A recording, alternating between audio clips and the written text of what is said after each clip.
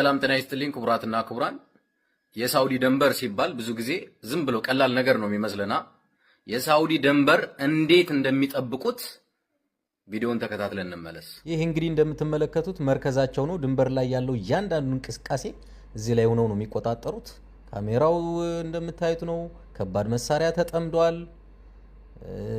እያንዳንዱ ድንበር ላይ ያለውን እንቅስቃሴ እንደምታዩት ይከታተሉታል። ተመልከቱት። ካሜራዎቹ ያችሁ ጥርት አድርጎ በረሃው ላይ ያለው ነገር በሙሉ ያሳያቸዋል። እዩት። እያንዳንዷ እንቅስቃሴ በቁጥጥራቸው ስር ናት። አሁን ተመልከቱ። የሆነ ነገር አይተዋል፣ በካሜራ ማለት ነው። ድንበር ላይ የሆነ ነገር አይተዋል። ተመልከቱ። ይሄ ካሜራ ተመልከቱት። እዩት በረሃው እንዴት እንደሚቆጣጠሩት አያችሁ። አሁን አድፍጠው እየጠበቁ ነው።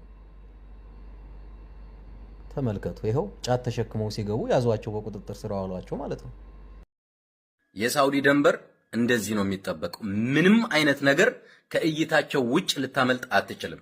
እያንዳንዱ ነገር ይከታተሉታል። እያንዳንዱ ነገር ያውቁታል። 24 ሰዓት በካሜራ ቁጥጥር ስር ውስጥ ነው። ስለዚህ አብዛኛው ወጣት በሳውዲ ድንበር እንደ ቅጠል እየረገፈ ያለው በዚህ በምትመለከቱት መሳሪያ ስለሚደበደብ ነው። በሳውዲ ድንበር ላይ እንደዚህ አይነት ነገር እንዳለ ለማያውቁ ወገኖች ቪዲዮውን ሼር በማድረግ እንዲደርሳቸው አድርጉ። አመሰግናለሁ።